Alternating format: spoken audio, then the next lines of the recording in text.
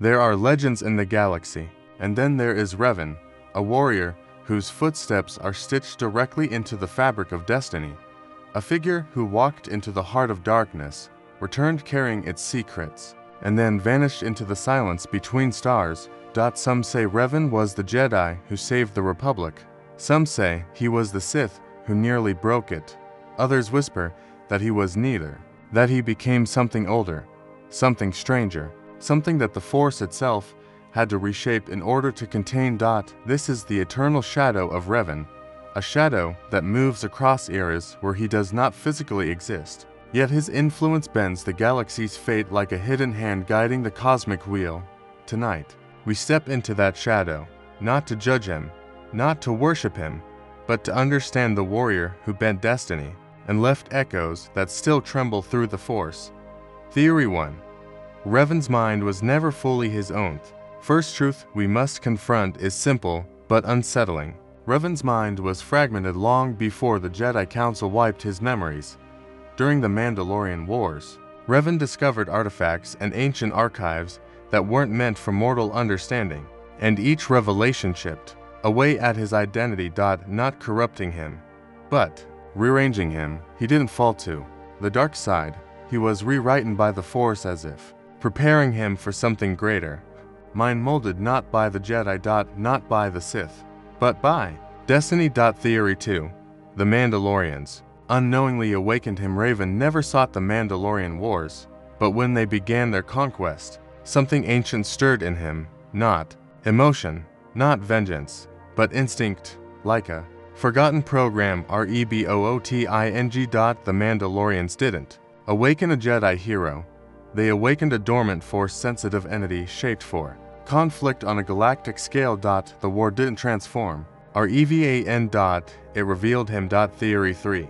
The mask was a symbol of a larger cosmic truth. Revan's mask is more than armor. It is a boundary. When he put the mask on, he didn't just hide his identity. He severed the person he once was.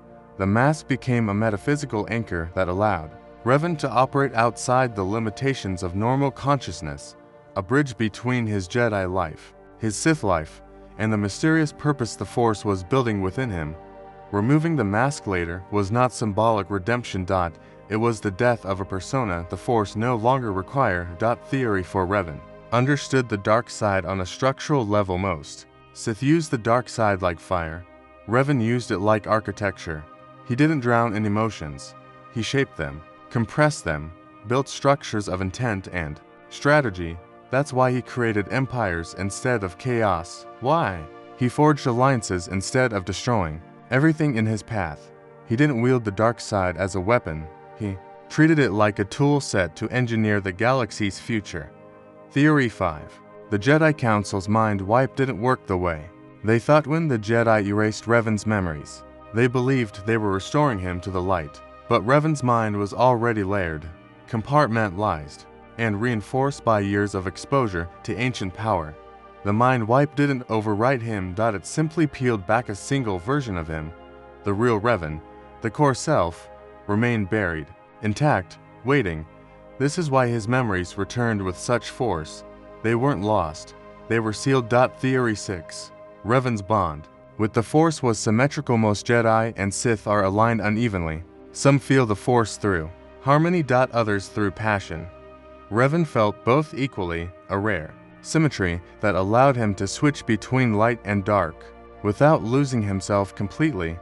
This dual sensitivity made him unpredictable, unstable, and extremely powerful, but it also made him fragile in a way that few understood. Too much light felt like burning, too much darkness felt like drowning. Revan lived in the tension between both currents, and that tension shaped the galaxy. Theory 7. Star maps were only the beginning of what Revan found. Galaxy remembers Revan for the star maps, but the truth is more complicated. The maps were not the prize, they were the doorway. What Revan found hidden behind them: lost technologies, ancient warnings, fragments of cosmic memory. These were the real discoveries.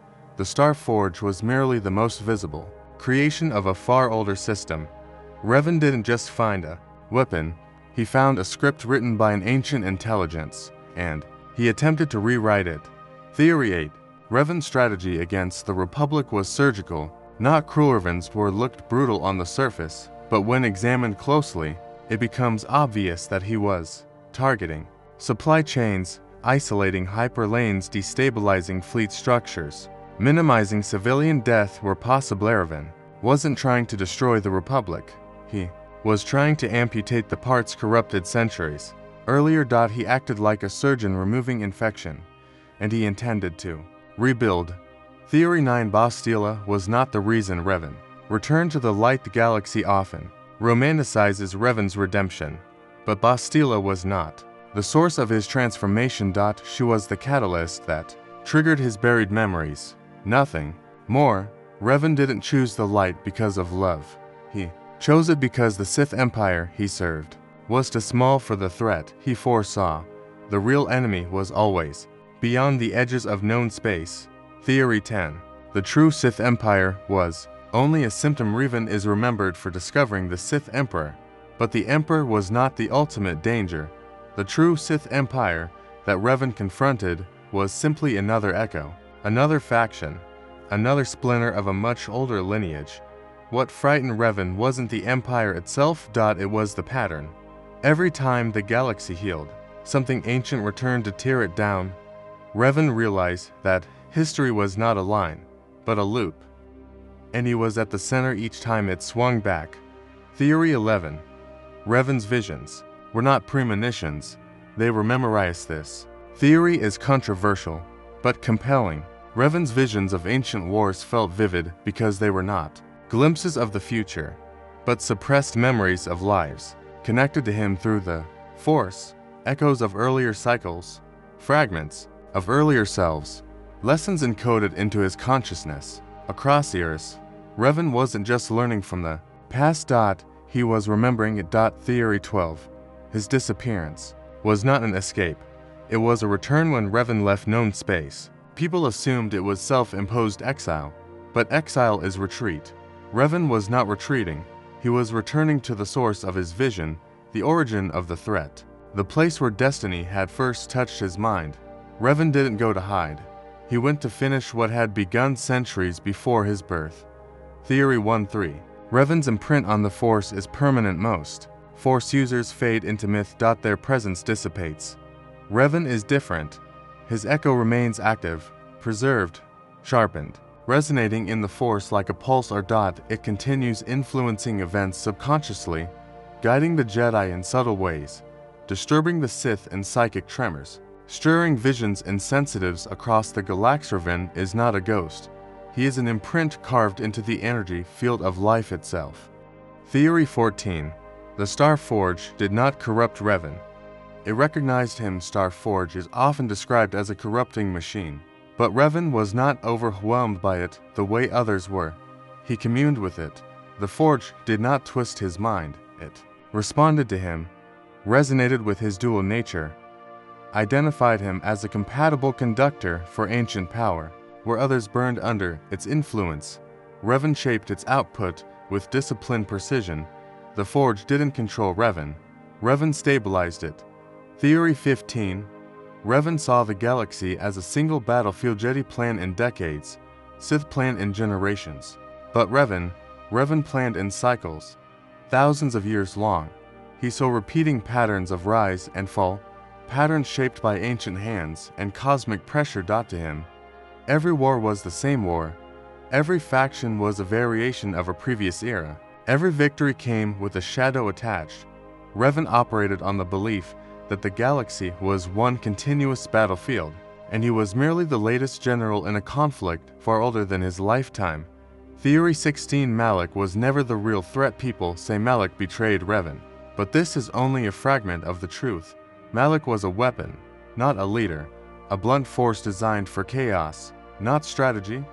Revan did not fear Malak.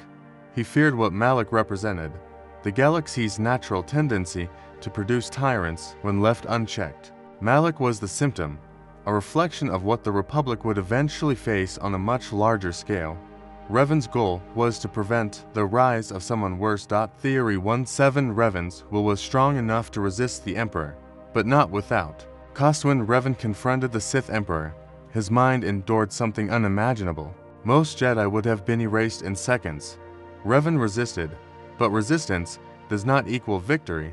The Emperor carved impressions into Revan's psyche. Not commands, not control, but ankas, fragments of dark energy that remained trapped in him. These fragments later manifested as visions, compulsions, and eventually the split between Revan and the Revanite shadow. He survived? Yes, but part of him never truly escaped. Theory 18. Revan's light side persona was just as ruthless. As his dark side self, people imagine Revan's return to the light as a peaceful transformation. It wasn't. Light side Revan was driven by urgency, intensity, and mathematical coldness. He fought not with rage, but with inevitability. He was focused, sharp, relentless. He didn't spare lives because of mercy. He spared them because they were strategically valuable. This version of Revan proves an unsettling truth. Revan's ruthlessness did not come from darkness, it came from clarity. Theory 19. The Jedi Council misunderstood Revan's purpose entire life. Council believed Revan's fall was the result of arrogance, passion, and exposure to ancient Sith ideologies. But they missed the deeper truth. Revan was adapting to a threat the Jedi had refused to acknowledge. He wasn't rejecting their teachings, he was modifying them for survival. When he returned to the Republic with amnesia, the Council believed they had saved him. But Revan never belonged to them. His path had diverged long before the war began. The Council didn't restore our EVAN. They delayed him. Theory 20. There was a moment when Revan was neither light nor dark. There was a brief period, just before the final confrontation with Malak, when Revan existed in a state of pure neutrality. He was not a Jedi. He was not a Sith. He was simply a being aligned with the Force itself. This rare state allowed him to understand truths that neither side could see, that destiny is not a straight line, that the Force is not a moral judge, that balance is not an alignment, but a tension for a moment. Revan glimpsed the Force without the filters of ideology, and this insight shaped every decision afterward. Theory 21. The exile was not Revan's successor, but his counterweight. Many believe the Jedi exile followed Revan's path because she retraced his steps, but their connection runs deeper. The exile was the inverse of Revan, not a warrior shaped by the Force, but one who detached from it entirely. Revan absorbed the Force around him like a storm. The exile created voids in it. They were opposite poles of the same cosmic equation. Revan saw destiny as a structure to shape. The exile saw it as a chain to break. Together, they represented two ways the galaxy could escape the ancient cycle. Theory 22. Revan's redemption was actually a strategic maneuver. When Revan returned to the light, many believed it was emotional or spiritual healing. But Revan's redemption was tactical.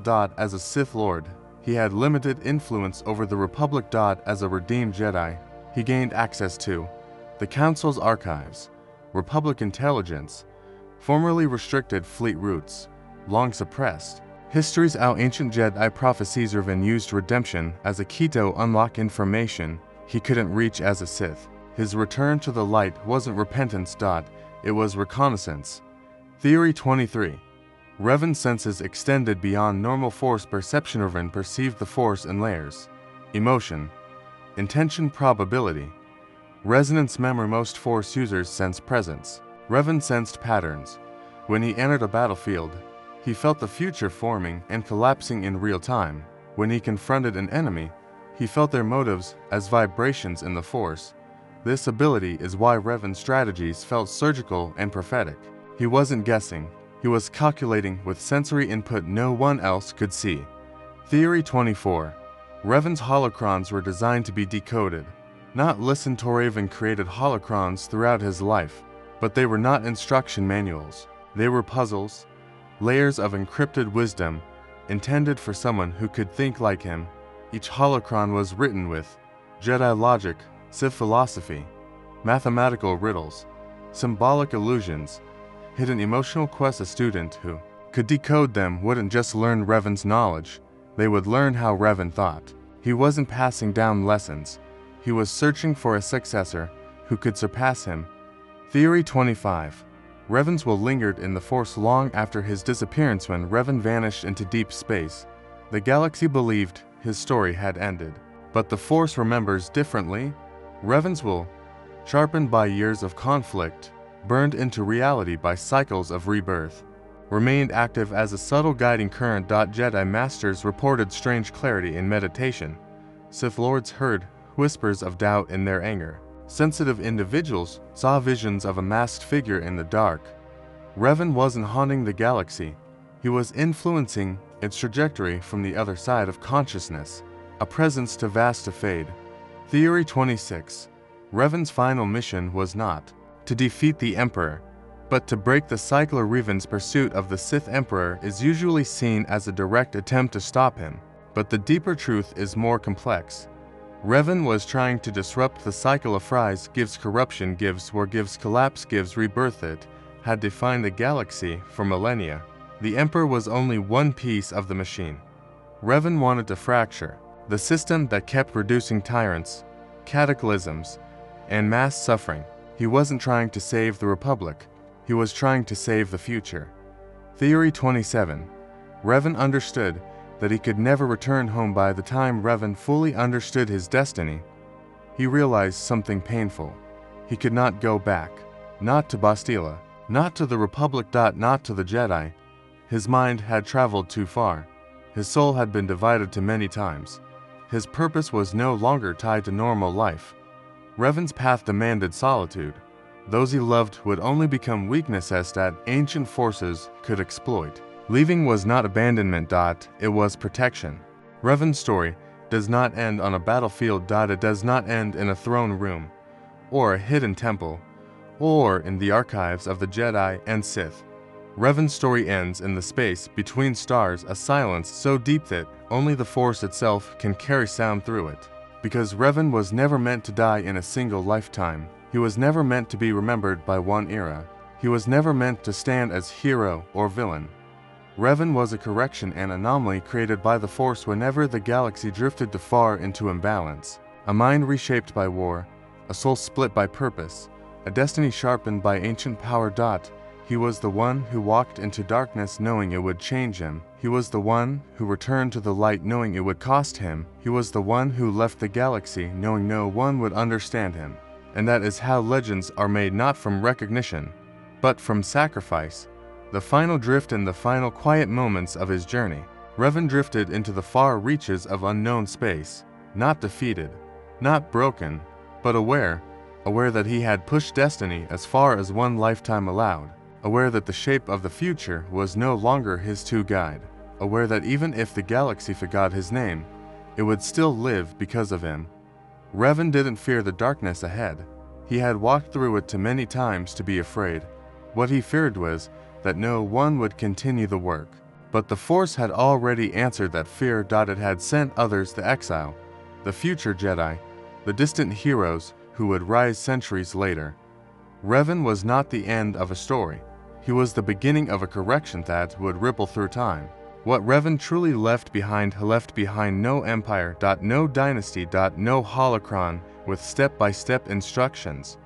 What he left behind was more dangerous, a methodology, a way of thinking that rejected the binary of light and dark, a philosophy that treated destiny not as prophecy but as architecture, a reminder that the Force does not demand obedience, it demands comprehension. Revan taught the galaxy often, without realizing it, that survival requires adaptation, that balance requires tension, that the future is fragile and must be held with both hands. His shadow is not a memory. It is an imprint, a permanent mark in the Force that whispers to every generation, choose differently than those before you. The last vision theory is a final theory rarely spoken, found only in fragmented archives and lost journals of Force sensitives. A theory that says Revan never fully died. His consciousness, divided so many times, refused to fade. Some believe part of him still exists as a wandering echo in the Force, guiding lost minds toward clarity, a faint pulse of intention that appears only when the galaxy begins to tilt off balance again. Others believe Revan reincarnates, not as a chosen one, but as a correction of being reborn whenever the cycle repeats. And then there are those who believe Revan became something older, something the Jedi never cataloged and the Sith never understood, a neutral guardian of the unseen flow of destiny. Not a ghost, not a spirit, a force of alignment, occupying the thin line where fate reshapes itself. Whether these theories are truth or mythology does not matter.